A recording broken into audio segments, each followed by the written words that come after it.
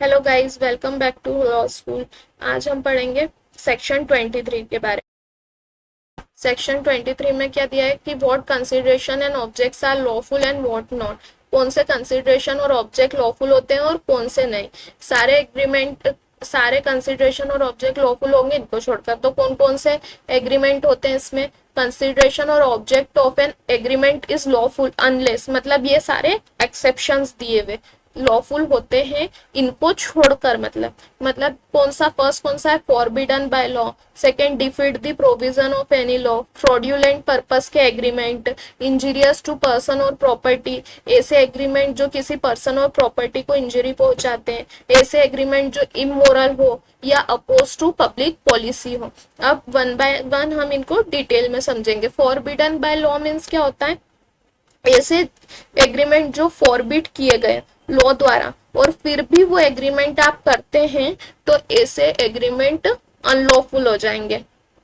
और unlawful agreement क्या होते हैं, वॉइड होते हैं। अब फॉरबिडन बाय लॉ का एग्जांपल क्या है, स्मगलिंग। जैसे आपने किसी चीज की स्मगलिंग की है, वो फॉरबिड किया गया है लॉ द्वारा और आपने वो चीज का स्मगलिंग करी है, तो ऐसे एग्रीमेंट हो जाएंगे अनलॉफुल और वॉइड।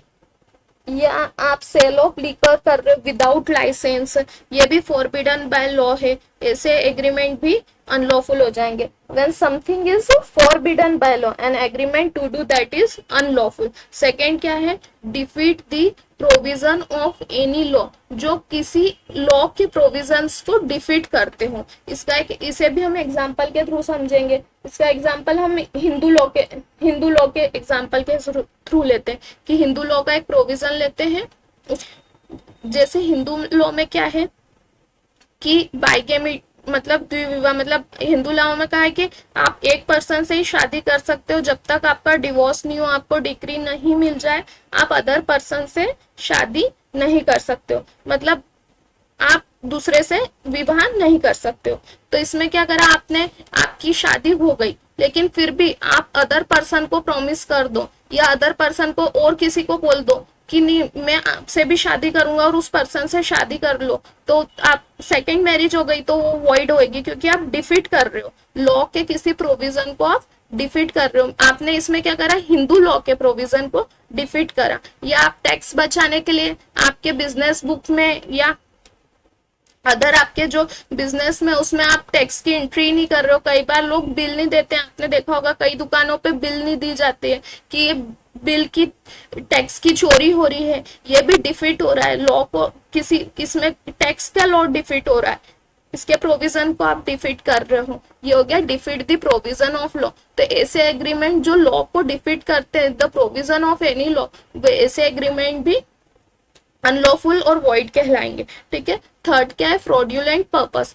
फ्रॉड्यूलेंट पर्पस के लिए किए गए लॉ, वो भी क्या कहलाएंगे, ऐसे लॉ भी, ऐसे एग्रीमेंट जो फ्रॉड्यूलेंट पर्पस के लिए किए गए, जिसमें आपका पर्पस किसी दूसरे पर्सन को फ्रॉड पारित करना हो, तो वो भी एग्रीमेंट कहलाएंगे अनलॉफुल और वॉइड। इसे भी एक एग्जांपल के थ्रू देखते हैं। बेरेक में एक एग्जांपल क्या दिया हुआ है, देखते हैं। A being agent for landed proprietor. A एक एजेंट है लैंडलॉर्ड, एक लैंडलॉर्ड का, उस वो एग्री होता है, agree for money without the knowledge of his principal to obtain for B a lease of land belonging to his principal. The agreement between A and B is void as it implies fraud by concealment by A on his principal. इसका मतलब क्या हुआ है, एक agent है, उसने एक अपना लैंडलॉर्ड होता है, उससे वो जमीन ले लेता है कि आप आपकी जमीन मेरे को लीज पर दे दो, उसके यूज के लिए वो उससे जमीन ले लेता है अपने लैंडलॉर्ड से। तो रेंट पे जमीन ले लेता है उससे अपने यूज के लिए, और वो क्या करता है, उस जमीन को बी को without the knowledge of his principal, उसके नॉलेज के बिना, उसके प्रिंसिपल की नॉलेज के बिना बी को दे देता है और उससे कंसिडरेशन ले लेता है। तो यहाँ पर ए और बी के बीच में जो एग्रीमेंट है वो क्या हो जाएगा, वॉइड हो गया, क्योंकि उसका कंसिडरेशन और ऑब्जेक्ट दोनों अनलॉफुल है। क्योंकि उसने जो लैंडलॉर्ड है ए ने क्या करा, अपने लैंडलॉर्ड को फ्रॉड करा, इसलिए फ्रॉड्यूलेंट पर्पस के लिए करी उसने। इसलिए सेक्शन 17 में बताया है फ्रॉड क्या होता है, इंटेंशन टू डिसीव होता है। हम आप डिटेल में देख सकते हैं कि फ्रॉड क्या कहलाता है। ठीक है, आगे आपको एग्जांपल समझ में क्या हुआ। एक लैंडलॉर्ड था, ए उसका एजेंट था, उसने उससे प्रॉपर्टी ली कि आप मेरे को ये प्रॉपर्टी लीज पे दे दो, और उसने क्या करा, वो जो प्रॉपर्टी जो लीज पे ली थी वो बी को दे दी without any information to his principal. उसके प्रिंसिपल को उसने ना उस बात की इंफॉर्मेशन दी, ना कोई बताया कि मैं उसको बी को लीज पे दे रहा हूँ। तो ऐसे एग्रीमेंट जो ए और बी के बीच हुआ है वो क्या कहलाएगा, वॉइड, क्योंकि उसने अपने लैंडलॉर्ड को फ्रॉड किया है। ठीक है, नेक्स्ट क्या है, इंजूरियस टू पर्सन और प्रॉपर्टी। मतलब ऐसे एग्रीमेंट जो किसी पर्सन या प्रॉपर्टी को इंजरी कारित करे, ऐसे एग्रीमेंट। जैसे ए बी को कहता है कि तुम सी की प्रॉपर्टी को नुकसान पहुंचाओगे या उस पर ट्रेसपास करोगे या उसमें चोरी करोगे तो मैं तुमको इतना पैसा दूंगा। तो ऐसे एग्रीमेंट जो ए और बी के बीच हुए वो भी अनलॉफुल है, क्योंकि इंजरी, दूसरे की प्रॉपर्टी को इंजरी पहुंचाने के, या वो ए बी को बोलता है कि मैं तुमको इतना पैसा दूंगा अगर तुम सी की हत्या कर दो। तो ऐसे भी एग्रीमेंट जो होंगे, या उसको घायल कर दो या कुछ उसको अदर नुकसान पहुंचा दो, तो ऐसे भी जो एग्रीमेंट होंगे वो अनलॉफुल और वॉइड होंगे। इसके लिए आप कोर्ट में नहीं जा सकते कि आप कोर्ट में गए कि इसने मेरे को कहा था कि मैं इसके प्रॉपर्टी को नुकसान पहुंचाऊंगा तो ये मेरे को पैसे देगा। इसके लिए ये अनलॉफुल एग्रीमेंट है, क्योंकि इसका कंसिडरेशन और ऑब्जेक्ट ही अनलॉफुल है। ठीक है, अब इमोरल और opposed to public policy. Immoral मतलब जो मोरलिटी के अगेंस्ट हो। मोरलिटी के अगेंस्ट मतलब कौन से एग्रीमेंट कहलाएंगे कि आपने ऐसा कोई एग्रीमेंट, मतलब ए एग्री होता है उसकी डॉटर को, agree to let her daughter to hire B for concubine, the agreement is void because it is immoral. ठीक है, अपनी पत्नी को पुत्री को उपपत्नी के रूप में रखे जाने को हायर करने को कहता है, तो ऐसे एग्रीमेंट भी क्या होंगे, इमोरल और वॉइड होंगे। A agree to let her daughter to hire to B for concubinage, the agreement is void because it is immoral. Okay, अब बात कर लेते हैं opposed to public policy. Richardson versus Mellish case में जज Burrough ने क्या कहा, public policy is unruly horse. मतलब पब्लिक पॉलिसी की कोई ऐसी प्रॉपर डेफिनेशन नहीं दी गई कि ये चीजें पब्लिक पॉलिसी में आती है और ये नहीं आएगी।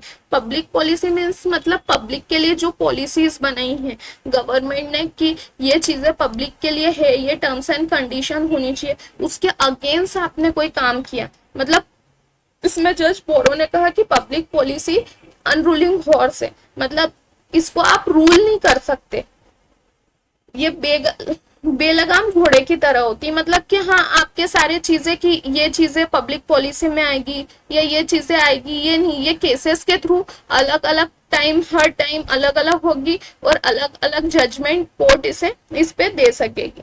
ठीक है, अब अपोज टू पब्लिक पॉलिसी क्या क्या होते हैं देख। फर्स्ट क्या होता है, ट्रेडिंग विथ एन एनिमी। मतलब आप ट्रेडिंग कर रहे हो एनिमी से, मतलब आप जैसे वॉर के टाइम आप उस देश के साथ, अदर कंट्री के साथ कोई ट्रेडिंग कर रहे हो, ये चीज हो जाएगी अपोज टू पब्लिक पॉलिसी।